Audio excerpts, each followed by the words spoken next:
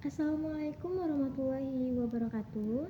Halo semuanya, kenalin nama saya Vivi Alayda Yahya dengan NIM A1A222023, mahasiswa Universitas Jambi, Program Studi Pendidikan Sejarah Angkatan 2022. Di video kali ini, saya akan mereview dua jurnal yang membahas mengenai sejarah Australia. Untuk jurnal yang pertama yang berjudul History of the Birth of the Commonwealth of the Australia yang ditulis oleh Anita dan Khairinisa Muhammad Said. Artikel ini dipublish pada tahun 2025 di jurnal Santet, Jurnal Sejarah Pendidikan dan Humaniora. Jurnal pertama ini membahas tentang bagaimana terbentuknya negara Commonwealth of Australia. Pada penelitian ini, penulis menggunakan metode studi pustaka.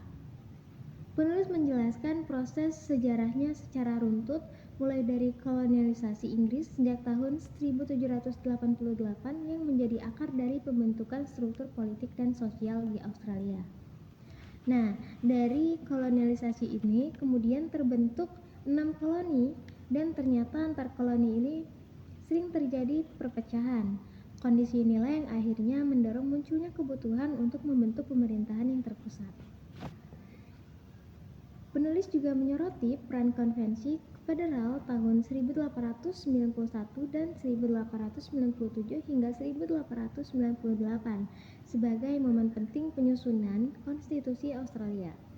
Konstitusi ini kemudian disetujui lewat referendum. Selain faktor internal, ada juga faktor eksternal seperti ancaman dari Jerman dan Prancis yang mempercepat persatuan di Australia. Salah satu poin yang menarik adalah kebijakan White Australia yang ikut mendorong penyatuan kebijakan nasional saat itu. Hingga akhirnya pada tanggal 1 Januari 1901, Australia resmi menjadi Commonwealth of Australia melalui proklamasi Ratu Victoria. Dari jurnal ini, kelebihan dan kekurangannya, menurut saya jurnal ini mempunyai beberapa kelebihan. Yang pertama, struktur penulisannya kronologis dan mudah dipahami, menggunakan literatur yang banyak dan juga relevan. Dan yang terakhir, penulis juga menyoroti peran tokoh dan juga gerakan rakyat. Untuk kekurangannya, yang pertama, pembahasan soal dampak kolonial terhadap masyarakat aborigin masih sangat minim.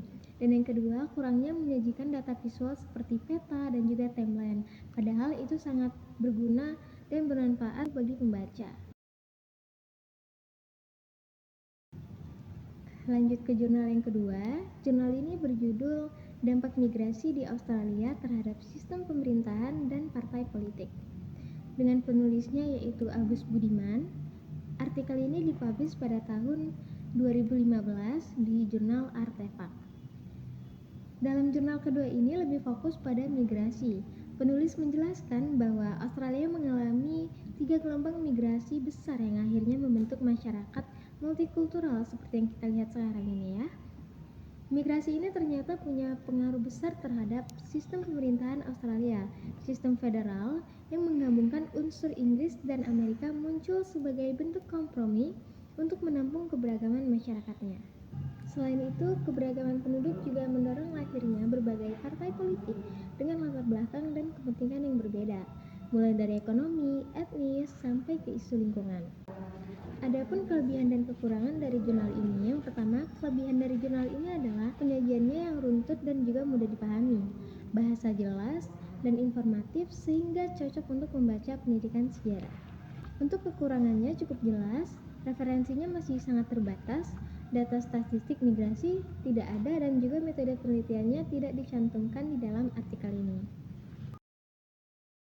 Jadi dapat disimpulkan dari dua jurnal ini, kita bisa lihat bahwa sejarah pembentukan Australia tidak lepas dari kolonialisasi dan juga arus migrasi besar-besaran. Dua faktor inilah yang akhirnya membentuk identitas nasional Australia, struktur politiknya, hingga dinamika partai politiknya sampai sekarang. Sekian video review jurnal dari saya, semoga bermanfaat dan bisa membantu teman-teman memahami materi dengan mudah. Terima kasih, saya akhiri. Wassalamualaikum warahmatullahi wabarakatuh.